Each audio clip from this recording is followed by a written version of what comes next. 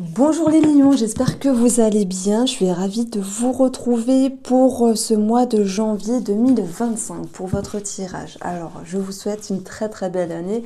Je l'ai dit le mois précédent, mais pour les personnes qui me découvrent ou qui me retrouvent, on ne peut pas toujours souhaiter une année précise. Voilà, ça dépend de ce que vous souhaitez. Une année de paix, une année de fantaisie pour d'autres, une année de créativité, les lions, une année de bonheur. Moi, je vous souhaite vraiment du positif, le bien-être, la santé.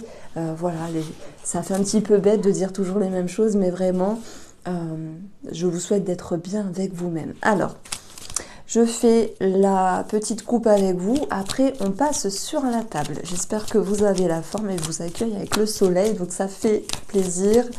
Ça fait du bien. Alors, les lions, on a le savoir. Et on a ici l'ampoule. Ça me parle d'idées, de déclic, de compréhension. Et en fait, même si on peut se dire que c'est une coupe, voilà, pas super intéressante, ben, c'est une coupe qui est sans doute la plus intéressante. Parce que lorsqu'on a un déclic, par exemple, lorsque vous avez une idée, vous avez la possibilité de pouvoir, avec ce déclic, avancer, briser des chaînes, passer des barrières. Et ça vous permet ici de vous faire confiance et de se dire, tiens, j'ai pensé quelque chose, maintenant j'avance. Vous êtes décidé, vous êtes éclairé. Il peut y avoir aussi une bonne réponse par rapport à l'administratif. On a le livre, ça peut parler de savoir, d'apprentissage ici, des choses qui vous sont utiles et agréables. Et on peut parler aussi de formation, peut-être avec cette notion de validation. Alors, on va passer sur la table.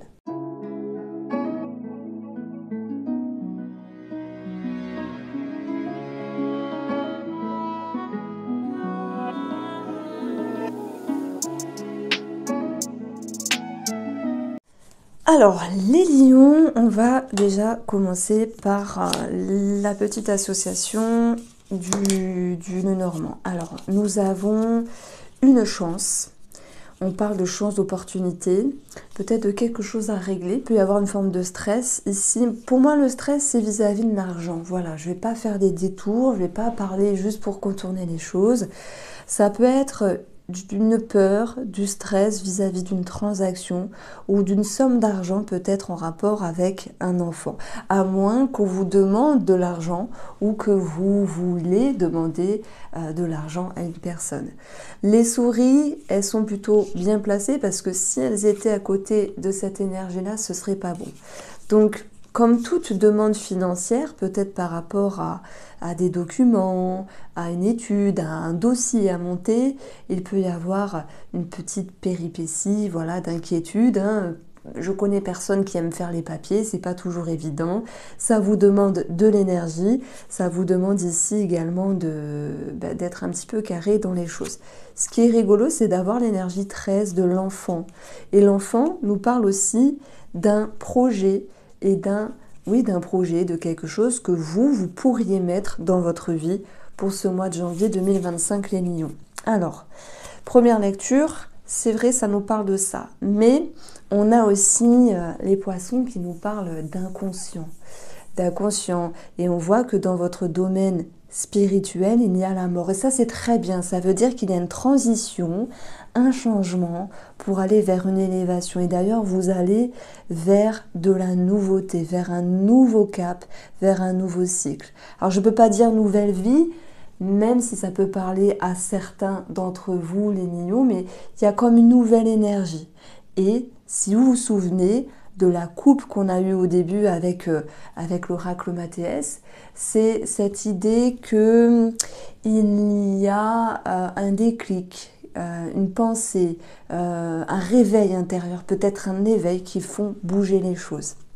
On voit qu'il y a un choix à faire, une position à avoir, que ce soit sur le plan financier, vis-à-vis d'un enfant ou d'un projet. Et que même si sur le plan financier, ça tarde un petit peu ici, le 5 de denier nous parle de manque, soit vous êtes en attente d'une réponse, et dans ce cas-là, elle pourrait arriver, je me sers de la coupe du début, la coupe qui nous parlait du savoir et de l'ampoule, là, donc il y a une mise en lumière par rapport à de l'administratif, et il y a cette possibilité, puisqu'on a le chariot en dessous, de trouver des solutions vraiment pour ce mois de janvier et d'avoir une situation qui se régularise malgré une petite péripétie d'attente par rapport à des réponses. Donc voilà, vous devez faire preuve de patience, c'est vrai, ça ressort. Donc c'est vrai que je suis partie sur une lecture assez financière dès le début, parce que on avait les deniers, on avait l'argent qui pouvait ressortir ici, mais vraiment vous l'adaptez. Soit vous êtes une papa ou un maman qui devait revoir la pension alimentaire, dans ce cas-là on va le voir. Je dirais que votre force, c'est vous savez, vous avez le 7 d'épée en positif, dans vos atouts, dans vos ressources. C'est de comprendre que, peut-être sur la régularisation de la pension alimentaire, il faut être réglo en fait. Il ne faut pas demander de trop, il faut être réglo. Ça me parle d'équilibre ici. Et même si vous auriez envie de demander plus, les choses vont se faire à une juste valeur. Donc ça, c'est mon petit message par rapport aux pensions alimentaires. Si on a un héritage attention, pour les personnes qui se sentent concernées, pas pour tout le monde, et je vais faire bref, puisqu'on est ici la transaction, l'encre peut nous parler de lien. Le lien, ça peut être la fratrie, où il y a des tensions à certains moments donnés, et on verra que votre atout, c'est le 7 d'épée. Donc, s'il y a des choses à mettre au clair d'ordre relationnel par rapport à un héritage, par rapport à la fratrie, par rapport au notaire, avocat également, voilà, vous êtes éclairé, vous êtes lucide, vous êtes intelligent et vous n'allez pas vous laisser berner comme on dit. Mais tout le monde n'est pas avec un héritage et tant mieux, ça va être aussi d'ordre relationnel. Je pense que on parle ici de compréhension. En fait, le 7 d'épée qui est placé dans vos ressources, dans votre atout, les épées, c'est la communication. Et le 7 d'épée, c'est un petit peu l'idée de mettre en lumière, vous voyez, on retrouve cette notion de mise en lumière vis-à-vis d'une situation, d'une personne. Il n'y a pas d'animosité, il y a juste de la compréhension et des échanges. Et pour moi, ce 7 d'épée, c'est peut-être rebondir sur une situation qui fut à un moment un petit peu floue, vous voyez, un petit peu nébuleuse, pas parce qu'il y a eu suspicion de que sais-je, mais il y a une mise en lumière. Voilà, et ça c'est très bien, c'est que vous mettez les choses au clair. Alors peut-être que oui, ça vous demande de prendre sur vous, quitte à être dans une position inconfortable à un moment donné et de passer un petit peu soit pour la méchante ou pour le méchant, hein, excusez-moi du terme, mais ça peut être ça. Ça va aller, hein, c'est léger ici, ou d'être dans une position de bon allez, je demande ma réponse, je mets la pression jusqu'au moment où j'ai la réponse.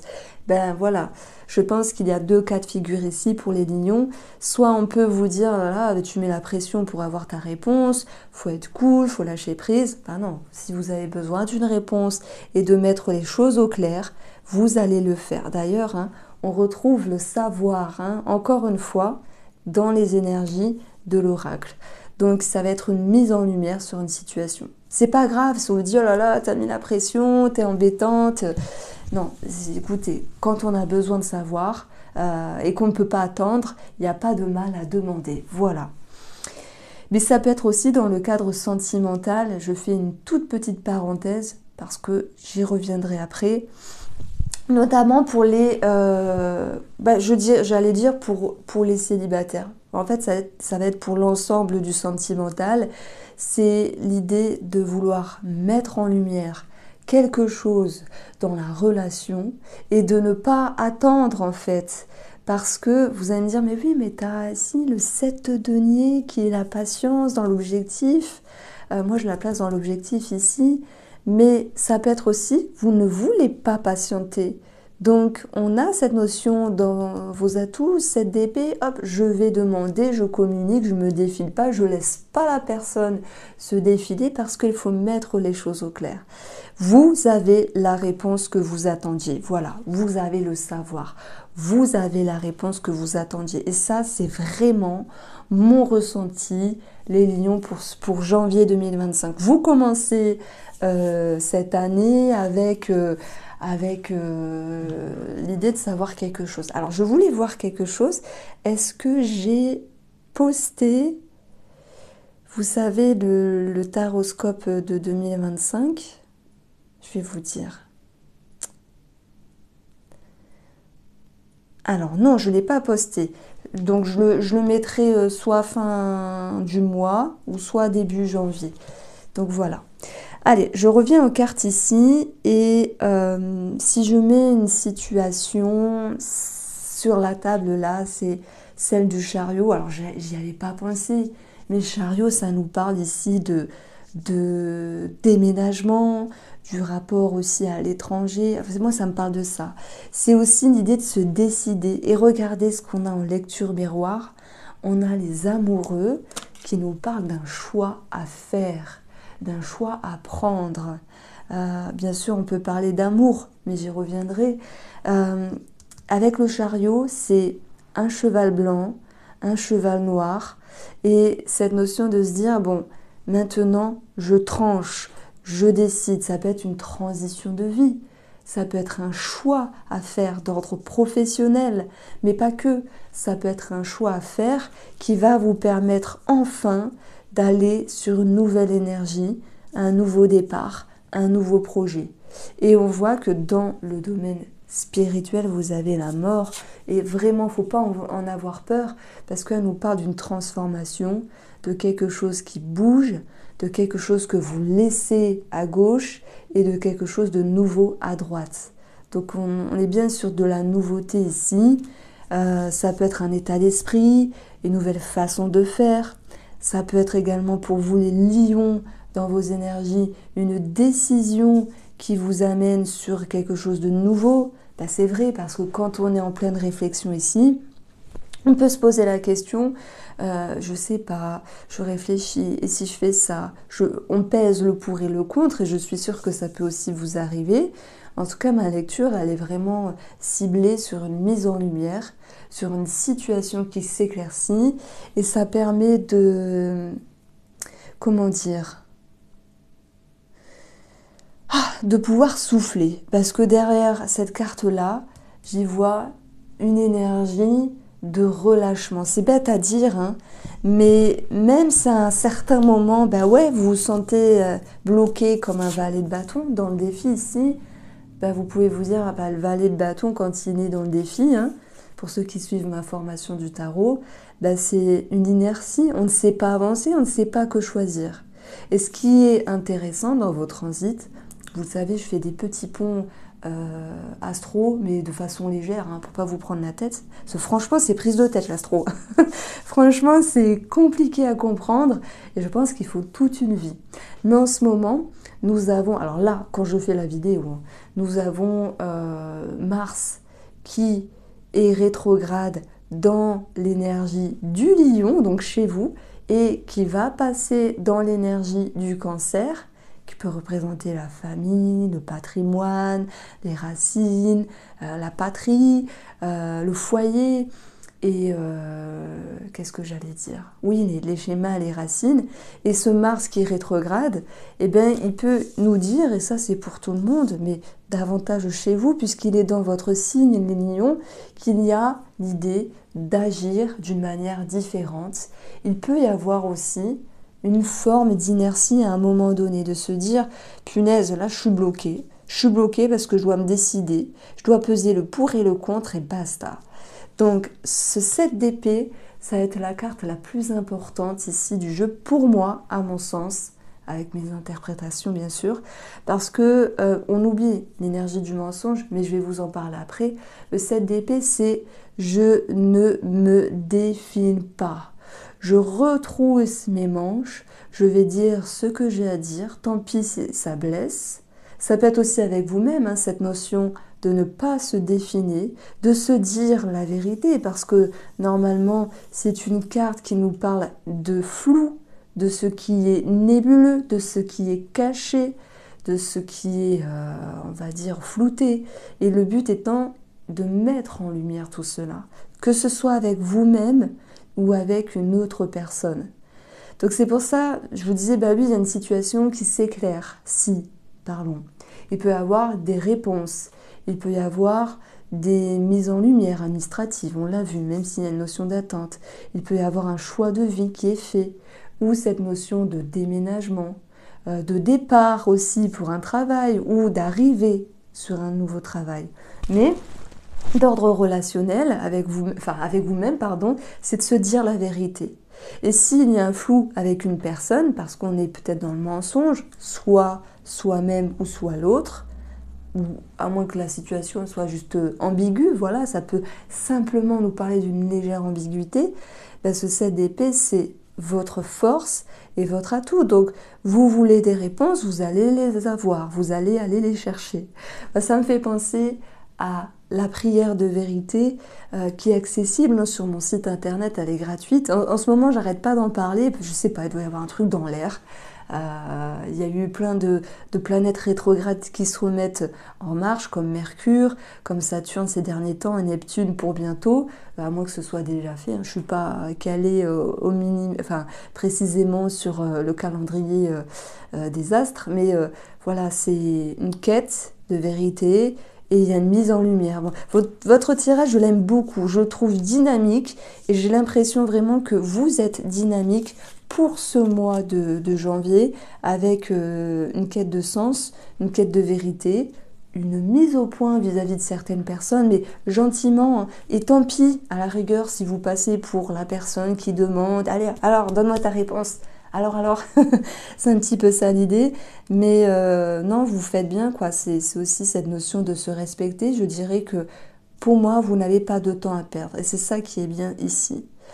Alors, sur le domaine du chariot, comme je vous l'ai dit, professionnellement, moi, le succès, effectivement, le succès, on a regardé la joie à côté, la festivité, ça peut être un contrat, ça peut être une signature, et en plus, ça ressort ici avec Iris le Normand, mais ça peut être aussi la joie de partir.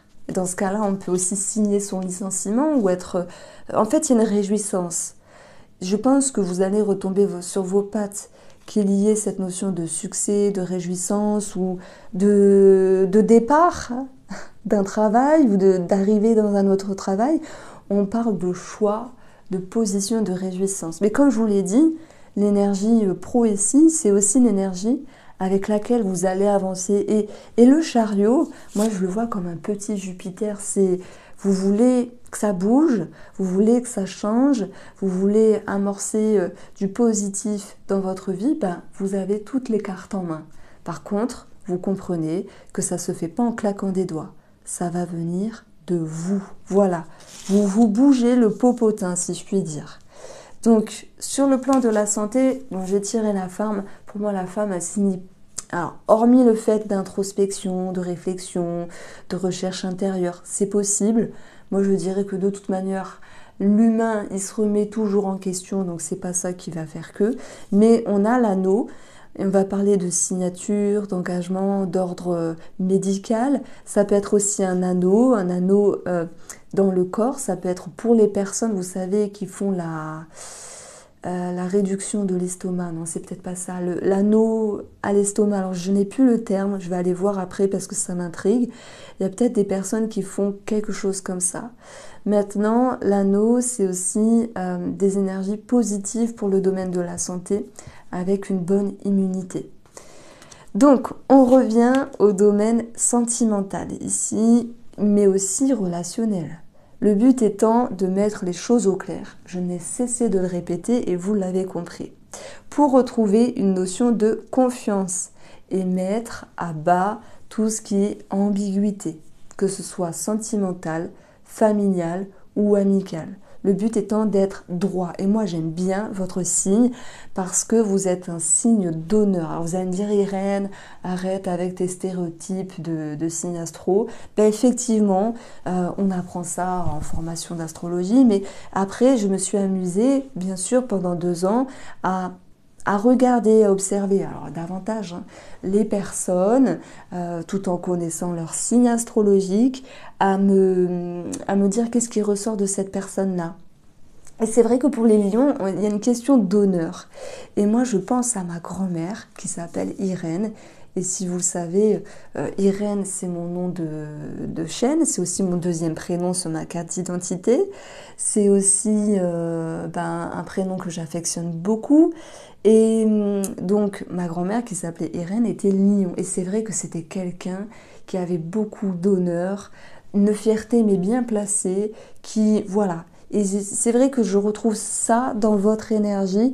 Pour moi, j'aime bien les lions parce que je sais où on va avec vous. Et je sais sur quel pied danser. Donc, mise en lumière, effectivement. Il se peut qu'il y ait beaucoup d'administratifs pour nos amis lions en couple, dû à un projet ou quelque chose à régler vis-à-vis des enfants. Les célibataires, quant à eux, se retrouvent, pour les célibataires qui font une rencontre, vous êtes peut-être la 3e personne qui arrive, comme on dit, la 5e roue du carrosse. Voilà, je ne sais pas si je peux le dire comme ça, mais on a la triangulaire. Donc forcément, quand on rencontre quelqu'un, ce quelqu'un peut avoir d'autres personnes autour de lui. Faut laisser le temps, mais faut aussi taper du poing sur la table avec toute votre compréhension et votre bienveillance pour que la personne en face puisse faire le choix sentimental. À moins que ce soit vous, les lions célibataires qui rencontrez quelqu'un, qui vous pourriez vous dire, bon alors j'ai le choix entre telle personne qui m'attire, maintenant je vais m'orienter vers une personne en particulier. Voici mon interprétation, je vous embrasse, prenez soin de vous et on se retrouve très vite pour la lecture de l'année 2025.